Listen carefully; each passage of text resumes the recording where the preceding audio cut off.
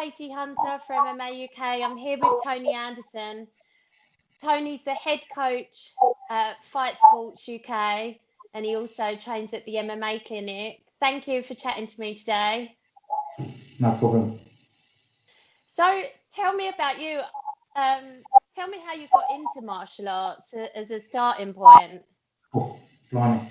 I started martial arts in 1984 when I was 4 years old. I'm the third generation doing karate in my family. My granddad was one of the first people to train with the Japanese when they come over it. So I've been doing that since I was 4. Started fighting for England when I was 16, and just went from there really, just a natural progression. Done some boxing, Thai boxing, then found Brazilian Jiu-Jitsu and fell in love with it, and then it all led into one really. So how long have you been training Jiu-Jitsu for? I think this is now coming up my 12th year. 4 years, and you're a brown belt, right? No, sorry, 12 years. Oh, 12 years. I was going to say, you must be never off the mat. No. I had 3 years off for a car accident, so I had to take some time out and get healed up, and then I'll come back again about 18 months ago, and that's when I started MMA coaching at the Fightsports UK. Yeah, so tell me how that came about, because I know you've been training at the MMA clinic, like I said, for 10 years, and it's a kind of spin out, or some of the people who trained at the MMA clinic set up Fightsports and got you in to be the head coach. So tell me how that came about. Well, basically, they was in between coaches about 18 months ago, 2 years ago, and they asked me if I'd fill in just one day. So I said, yeah, no problem. So I went down there, done a little lesson, and they all loved it. And then they said, can you come back and do another one? Can you come back and do another one? And then I just got the full-time job at the end of it. What's amazing to me is that you'd never considered coaching before then. Never even thought about it. I was always the worst one in the lesson. I was always super excited, get a little bit too aggressive sometimes. So, when they asked me to coach, it was seeing it from a whole new aspect. And I love it. I do. I really love it. They also get me to help out at the MMA clinic as well, where we do like inter-club training and things. It's good. Yeah. Because when we first met, I thought that you were a coach at the MMA clinic full time, because you were cornering for a lot of the MMA clinic guys that night. It was at Cage Warriors Academy last month, and I wanted to talk to you about Riri Hudson. I'm hoping to get an interview with her soon. She's an amazing talent, isn't she? Unbelievable. The effort that girl puts in every lesson is unreal. Honestly, And she's it's incredible. The person you want in your lesson to help push everyone else on, It's good.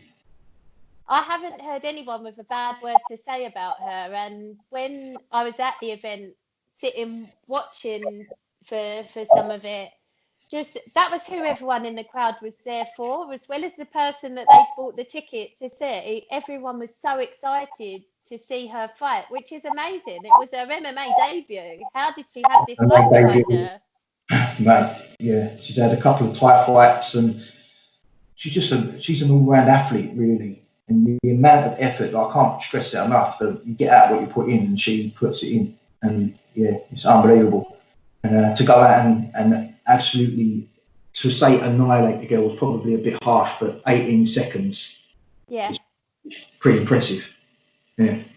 Well, that was a very game opponent, and as well as I do, that Jack Mason puts on very well matched fights, and he would have searched for someone who he thought would be really tough competition for Riri. Yeah. So it speaks levels about where her game is at. Oh, mate, it's to say that to be fair, there isn't many girls for her to train with at the MMA clinic. And John Kelly, the head MMA coach at Romford MMA clinic, he just puts her with the boys, and she holds her own. Like whenever I've trained with her, she don't shy away from anybody. she puts the work in, and that's all you can do. That's all you can ask for. And it's not that she's like a girl as such. She's also an atom weight, isn't she? She's 105 pounds. She's fighting at. She's tiny. She weight to the opponent. We try Yeah. to do that as much as she can, but obviously to get fights, she's got to go up a weight. And we talk about it a lot, but hopefully there'll be a few more out there, and they'll want to come over and give it a go. Yeah. Yeah. To debut, this is just the beginning for her. It's scary how good the amateur scene is these days. Like people like that make me so excited for the future. Yeah. And Yeah. you guys obviously had a good night in general because you had Jimmy Quinn one as well. I managed to talk to him. Smashed it as we knew he would. Matthew Oakey, he come away with the title. Hopefully, I'd like to see a rematch on that one, if I'm honest. I'd love to see a rematch on that one, yeah. I would. I've spoke to Jack about that. Whether Matthew will take a fight, I don't know. I'll speak to him and we'll discuss it and see what comes out of it. But yeah, it was good night. And Fightsports lads, they was all debuts. Every single one of them all debuts. Some of them was only been training 2 months and they wanted to jump in and give it a go. And I've never really stand in anybody's way. I try to protect them as much as I can, but yeah, sometimes you just got to let them learn, And they had some good fights, and Jack put on some amazing opponents for us. Honestly, none of them was easy. None of them was a walk in the park, let's say. But I was very proud. It's my favourite show for a reason. Like you always at the beginning of the night, you're thinking. I think there were 36 or 37 bouts on this card. Yeah. You're always thinking, how the hell are we going to get through all of these? But they're so good. The level is, the standard's so high. Mate, he's getting them from all over Europe at the moment, so it's going to be better and better and better. It's going to go up, and it's only going to make the UK MMA even better when we can start testing the waters with the French and I think there was a couple from Holland. There was it was a good show. Well run. Yeah, I do love that he's able to tap into the European scene. It's it's just you don't want to be fighting people on the local circuit before you make that big step up, do you? You want to be fighting those guys already to really test your level. Yeah, 100%. And when I told my guys, who was literally debut, they do this as a hobby. It's not a full-time gig. They was like, "Oh, you'll fight someone from France. You'll fight someone from Netherlands." I was like, "What they like?" I went, "They're in the same boat as you. Like, pro fights, zero MMA fights." Yeah, but it's hard to get. Like normally, when we used to do years ago, we used to do a little background check on them and see if they was telling the truth about their. It's hard to do that with the foreign fighters because you don't know. Yeah. The records are complete. Like one of the guys, my guy thought he was just supremely better. And I said to him afterwards, I was like, "Mate, this ain't your first fight. It can't be. You're that good." And he went, "I've done probably like it was the French version of Sambo." He said he's had like 15, 16 fights, but MMA 0. So he absolutely annihilated my guy, which is fair enough. And my guy will take that on the chin and learn from it and get better. But things like that with the foreign fighters, it's hard to keep on top of. Yeah, no, it really is. And I know from trying to research some of these guys how hard it is. And then you see them on the night and well, even Reeve, it was her first MMA fight, but it didn't look like it was her first rodeo for sure. No, definitely. Honestly, we put them through their paces. Before we let them step in the cage, we put them through their paces so they don't get hurt and they know when to stop. We won't let them, though they've been training 3 months, some of them have got backgrounds in other martial arts and things. So it's not something that we just throw them under the bus, And Riri, fantastic striker, awesome, work ethic through the roof. Grappling, she's getting there. There's always room for improvements for all of us. But the girl, the effort. I mean, she trains 2-3 times a day, even now. Yeah. I spoke to her on Instagram, where I talk to you sometimes, and she's always putting her work in. I'm always checking up on them, you know. So tell me which tell me which fight sports guys we should be looking out for whenever these events start to resume again. Oh, I've got a few. I've got Dylan Nichols. He fought on Cage Warriors. The trouble was, it was his debut and he fought a purple belt. And Right. yeah, he done really well. He got stopped in the 10 seconds of the first round by armbar, which I wasn't too pleased about, to be fair, because he'd already escaped 2 of them. And I think Oh, he could have got the benefit of that on that one. But yeah, he's a talent. He's a good lad. He's only young. Basically, all of my guys at Fightsports UK, they're all early 20s, and they all put the shifts in. But like Dan Lane Matthews, he's an hard little man. Honestly, he won second round rear naked choke on Cage Warriors. yeah. But he loves to mix it up. He'll fight with anyone. I've got some other guys that fought on ROC a couple of times.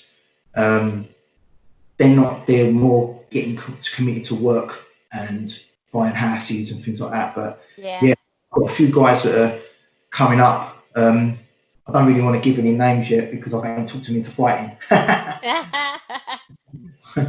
So tell me how you're keeping them motivated when the gym's shut and Well, basically, I do Monday, Tuesday, Wednesday, Thursday. I'll do Zoom calls with my guys.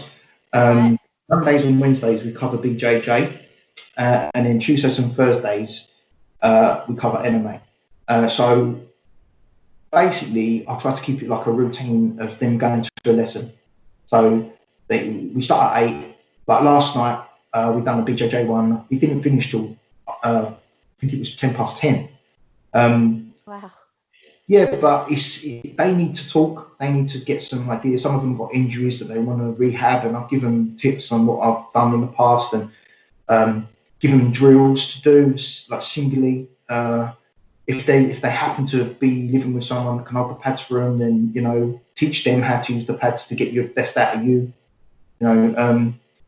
Yeah, the MMA ones are fun because the guys are live wise and it goes all over the place. The BJJ guys are a little bit more sensible and they talk techniques and everything rather than let's just can't wait to get in and have a Royal Rumble. Have you been impressed with their level of commitment? Yes, I have. I mean, I set them challenges on our WhatsApp group. So we do stretching challenges, we do run challenges, depending on what they got around them for what they can get to make themselves better. Because some people are blessed and they've got weights and they've got like a small gym at home type thing. Then other guys live in a flat where they've got nothing, their mum and dad. So so I was talking to Darren Stewart the other day and what's he doing in his flat and everything, and he's been taking himself over the park. So I said, right, I'm going to use that. So I said to my guys, well, you've got to go around the park, you've got to pick yourself. We've been doing another thing called a lamppost training, where you run to a lamppost. You've seen it, it's an old school version. Yeah. But that gives them something to aim for, But yeah, they're all doing really well. I mean, I have got one student who's an A&E doctor, and he caught the coronavirus 2 weeks ago. oh my God. He's pulling through, but mate, he's a warrior. Honestly, what a man. I don't think I've done an interview in the past few weeks without giving a massive shout out to the NHS staff and all the key workers keeping the country running and protecting everyone. I don't think you can say it too often, but what a hero. Yeah, definitely, 100%. But again, he's even saying, can't wait to get back training. I'm giving him, he's just started Brazilian Jiu-Jitsu, so I'm giving him like some of my favourite practitioners to go and look at, and giving them MMA fights to look at that body types are similar to theirs, so they can see like that. When I'm telling you to do this is why, because you can pretty much find anyone online that fights like someone you want, like they do. If you look and you know the game. It's been interesting for me really because I've had to look at coaching in a whole new way.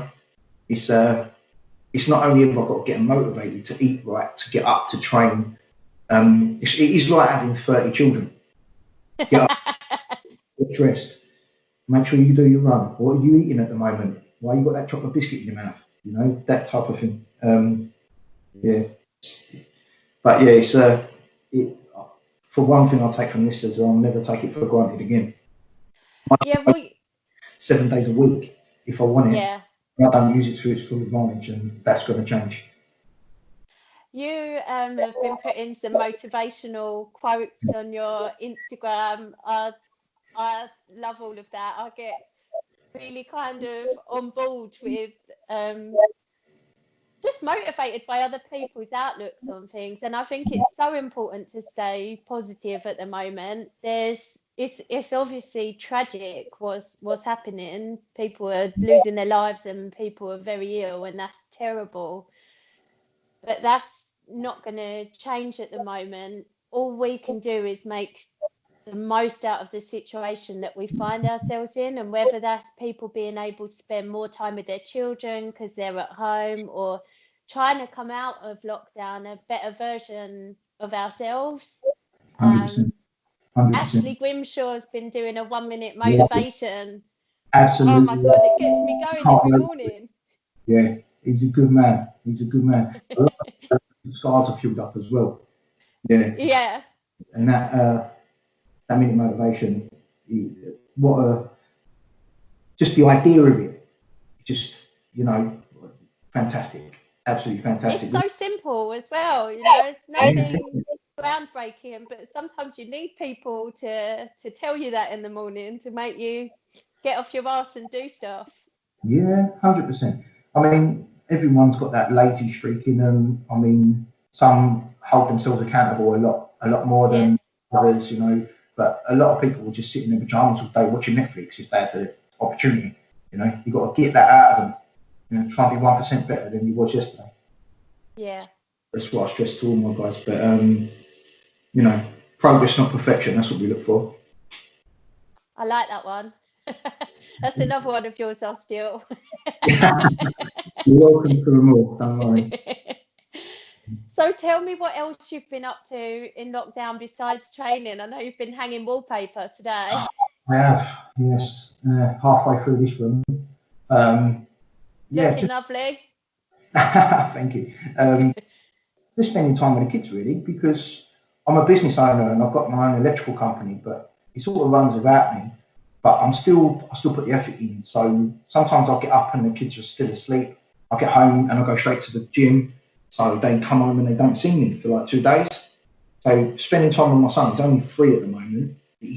I feel like his speech has improved. Everything that that I would have missed uh, Yeah, work. So I'm taking a lot of positives from this, and touch wood, all of my family are immediate family are well, and I'm gonna try my hardest to keep it that way. Um, yeah, you can't. It's no point worrying about what you can't control. And I stress this to my wife all the time. She's a panicky person, and she always looks to wash her hands a million times, and everything they tell you to do, but she'll do it to the nth degree. Where yeah. just calm down, and take a breath. And talking of positivity, you mentioned him earlier, Darren Stewart. Have you seen his TikTok videos? He has many stitches. He does. I don't know where he does it as well because the accents are spot on. And when he talks to you, he never ever sounds like that. I don't know. I spoke to him yesterday, and I was saying to him, mate, you've got to keep doing that. That's hilarious. I actually look on Instagram to see that because it makes me laugh. Yeah, he's a good man. He's entertaining me all through lockdown. I can see a big future for him. Yeah, we was talking about that. Funny enough, like if he should take it off, and someone should sign him up and get him doing more often because Get him on Britain's Got Talent. he's so funny. Yeah, and I like takes it a little bit further and dresses up as well. I don't even really understand what TikTok is. Showing my age now, but I just know that these are Me TikTok neither. videos that he's doing. Me neither. All that, it just makes me laugh. It's like a comedy sketch in the old days, where the same person plays multiple different parts. But Yeah, I don't do TikTok. You'll never get me doing. But yeah, he's a funny guy, and the way he's training at the moment, he's training like he's fighting. Like, yeah, and to be fair, I don't disagree with that. I think you should always train like you've got a fight coming up. But a lot of people step off the gas when they've had a fight and they're waiting for another one, But I'm trying to get all of my guys to stay on weight roughly yeah, as much as they can, and then it's just a drop of 3 kilos is a lot better than a drop of 10. yeah, For you personally, you know what I mean? Rather than trying to drop 10 in that short period of time, it's not good for you. Uh, but yeah, no, he's doing well, mate. He's loving it. He's doing his workouts in the mornings. Then he's spending the time with the kids. He's eating right. He's doing everything like a professional, which he is. yeah. Simple. What did you think of the whole Cage Warriors 113? Well, I guess the show and the fact that he ended up fighting on the show and that he Yeah. accepted a different opponent and a different venue. No, Like, he's obviously it's a rock simple. star, but Like it's simple. The reason why he took the fight is because he needed the money. That's it. yeah, Everyone thinks you fight, you get in the UFC, you've made it, you're a millionaire. It ain't like that. These guys spend all their time, 100% training all the time. So they've got to pay for their medical bills, their supplements, sometimes they get sponsors so their kits provided, but they've still got to pay their rent and their bills just like everybody else. yeah, He took the Cage Warriors fight to get some money in the bank. And thank God he did. And thank God for Graham Boylan getting it all. He moved. I was talking to him the week that it was happening, and he was like, "I'm not sure. I'm not sure. I'm not sure." And the way that he did it is just unbelievable. The yeah, way that he managed to move heaven and earth to get that, is, well, my hat goes off to him for what he's done with Cage Warriors in general, but just to be able to move the whole show and reschedule fights. Him and Ian Dean must have been up all night long. yeah, But yeah, that's why Darren took the fight. He just needed the money, and people need to realise that just because they're in the UFC doesn't mean that they're made of money. And if you can support them and do what you can for them, do it. Because if you want to see them fight, then you're gonna have to cough up. Simple. yeah. And at that point, none of the guys who were on the UFC London card even knew if they were going to get anything from the UFC, did they? As far as I'm aware, no one has. But I think they've been compensated, which for different people means different things, and they're not supposed to disclose it. yeah, I've So heard a little rumour, but no one's actually. I spoke to a couple of others, and no one's actually got any like cash money. So I don't know. I might be outdated with that, but it's just what I've heard. But luckily enough, Darren didn't take the chance of maybe they will pay him and maybe they won't, and he got some money in the bank, and he got the loss, but he weren't trained for that fight. He hasn't been. His whole camp has been about a totally different fighter, and I can't stress that enough.